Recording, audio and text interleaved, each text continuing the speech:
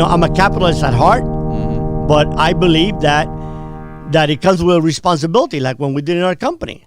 So I'm happy, and I applaud Jeff Bezos that leaves the company, J.P. Morgan, wherever he was working at, Goldman Sachs, and goes to his garage to sell books and becomes a multi-billionaire.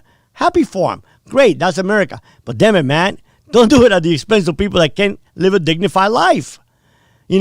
Pay a wage where someone like my dad and my mother came, and with minimum wage salary back then, they were able to save enough in 3 years where we got the down payment of a little house.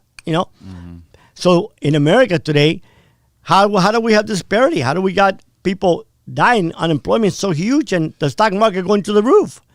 So the distinction in classes are so big that you know what edges in? Same thing that happened in Cuba.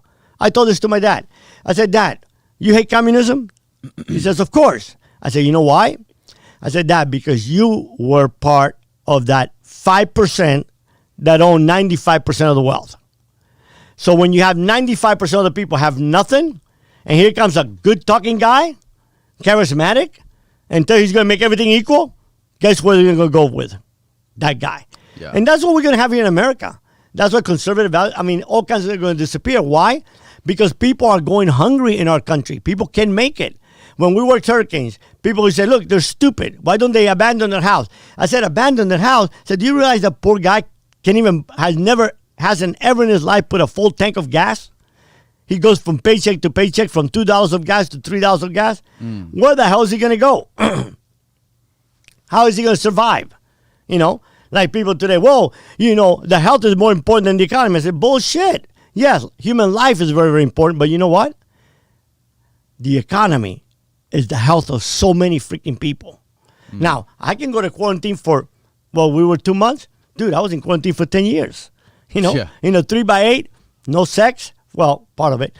No bourbon, no Netflix. So quarantine to me is nothing. Yeah. But some people, the single mom, 40% of the mothers raising children by themselves, what does quarantine do? Kill them. And I talked about it. I said, look, why don't we talk about the 70,000 good Americans that die every year of a drug overdose? Right. Well, the government can't. Why are we not worried about it? It's interesting we can't find money for things like that, for drug overdoses, for things like education, but as soon as something like coronavirus hits, we find trillions of dollars. We print it. We print it like it's going out of style, right? Because we're not backed by gold anymore. I worked for the Federal Reserve Bank. I was the youngest employee, 17. 17 years old? Yeah, I worked for them for 3.5 years. That's who put me to school.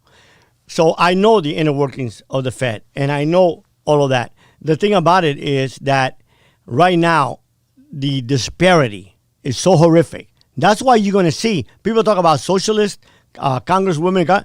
Listen, in 10 years, I promise you, that's all going to be in our country. What is? Socialist Socialism? Agenda. Well, without a doubt. But look, in reality, what's America? We're a socialist country. 80% of our GDP goes to social services. Right. So the thing about it is, when we have this disparity of wealth, and the richer are getting richer, and the poor are getting poorer, and people can't support their families, and people are hurting, what's going to happen? Someone's going to come in there and say, hey, you know what? We're going to take all the money from the rich people. What do you think the majority of people are going to say? What do you think the answer is? Well, the answer, number one, a balanced capitalism, right? Capitalism is the best formula. Why? Because people are incentivized to create, right? To work harder. Right. Why should you and I make the same when you don't want to work and I want to work? Right. But it cannot be at the expense. Or if I invest and I take the risk, I risk my own capital to buy machines or a factory, I pay the lease. Yeah, exactly. So when you go ahead and you get all that tax break so that you can invest in machinery and in people, and you buy the stock back, well, I'm happy because I'm a big Apple stockholder, so I was happy. Right. But what happens to the rest of America? Nothing. So they sit there, and it makes no difference to them, right? And they're hurting. And they're hurting big time. You got to hear it. And drug overdose. It's the same thing with the war on drugs, the biggest joke in the world. Biggest joke in the world. Right. We spend billions of dollars. And I told this to a senator not too long ago. Listen, stop the bullshit. You're not going to eliminate the cartels. Trust me. You kill one, there's 10 worse ones than him in line. Mm-hmm. It's not going to. As long as America consumes 85% of the narcotics in the world, someone's going to supply it, right? Supply and demand. Now, I know how to win the war on drugs, right? How? Another thing is, because here's the other thing. So I say, we spend billions on a drug on war to go up to 15%. Cocaine, right? It's less than 15% of the drug overdose. Cocaine is less than 50%? Right, 15. Okay. Less than 15%. Why aren't we going after Big Pharma, which is 61%? Right. It's Oh, funny. guess who did not shut down in the coronavirus? Yeah. Big Pharma. Twice the overdoses we've had because of this virus. I know a lawyer from around here who defended a Colombian ship captain who was sentenced to, I want to say it was over 50 years for pulling the ship into the port of Tampa with hundreds of kilos of cocaine. He defended this guy. This guy, the ship got ambushed on the way from Colombia to Tampa by pirates. They put the cocaine on the ship, held the gun to the captain's head, said, if you don't bring this in Tampa, I'm going to kill you and your whole family. So he ended up doing it, and they ended up just getting this guy. So what this guy, my friend, who's the lawyer, he said most of the people that end up going to prison are just the pawns of the operation. Huh. The head honchos that are running the businesses, they're protected because either they're paying people off or they're not out there getting caught by people because they're just not in the line of fire because they put the pawns out there to smuggle the stuff and they can get caught. Yeah, and the thing about, look, there's a lot of corruption, right? Yeah. You know, in America we call it in South America we call it corruption. In America we call it lobbyists, but it's corruption. And so you asked me, how do you win the war on drugs? Yeah. I'm going to tell you. Right. I call a 5-pronged approach. Number one, when we went to Colombia, because when we started, Colombia did not grow any drugs, right? It was all Peru and Bolivia. We bring it to Colombia. We started to crystallize it into cocaine. We used to bring the paste. Then we start to grow. How? Well, I'll give you one perfect example. So we went to the people that grew bananas. And this is just numbers, for example. So I say, how much do you get paid per acre? Well, we get paid $10. And at the end of the season, the big international banana companies come and say, well, we don't need no more bananas. Said, well, we don't even have roads to take it to the city and sell the rest. We got to burn it, and we don't have enough money to make it through a year. So here I come, the big bag drug lord, right? And I said, hey, buddy, forget about $10. I'm going to give you $1,000. Now, that man is a very religious, anti-drug, anti-everything. I said, I'm going to give you $1,000 to grow cocaine. What do you think? He's going to think about the morality of cocaine? Right. Or he's going to think about feeding his family? Exactly. So multi-international, quit exploiting South American growers and farmers, and then you will see what will happen. That's number one. Number two, and it's not that I'm against law enforcement. Listen, when the president was attacking the FBI, I defended the FBI.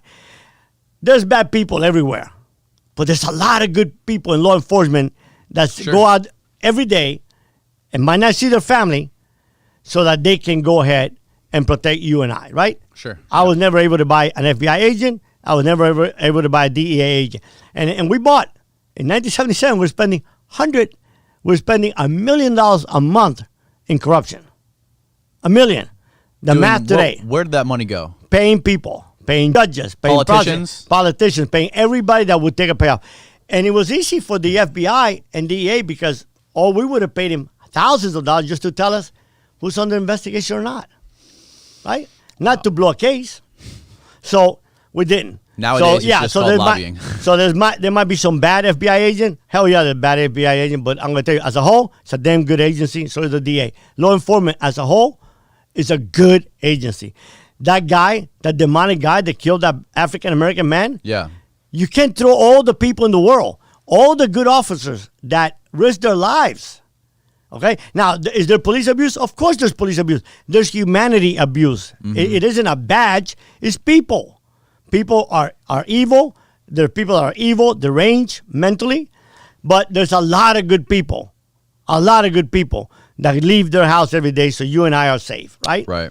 So that's the number one. So number two, you go to stop dealing with the multi-international doing that. And number two, you come to the United States and you take a lot of this money that you're spending in interdiction and fighting the cartels. I'm not saying you stop law enforcement. You go on, but you don't need 100,000 agents that ain't doing crap. You confiscating very little. And then you invest in the communities. You invest in non-for-profits that are working their ass off and they can turn communities around. I can tell you two perfect examples of what can be done to change those communities. And then you spend money in mental health, because a lot of the addicts are only addicts because the mental health problem in America is enormous and people just don't want to deal with it. So you invest in the people where you attack all of a sudden, not the supply, you attack the demand. See, Nixon had it right. Nixon, when he started the war on drugs, the first president, he went after to help the addicts. He created the methadone clinics in New York for the heroin, and he cleaned up New York. Reagan came in and said, I'm a tough cowboy, bullshit, I'm going to go after the suppliers. And we were so happy. It was in the midst of my reign. I was so happy. Because number one, I don't give a shit. Come after me all you want. You're not going to get me. That's number one. And number two, just don't mess with my demand.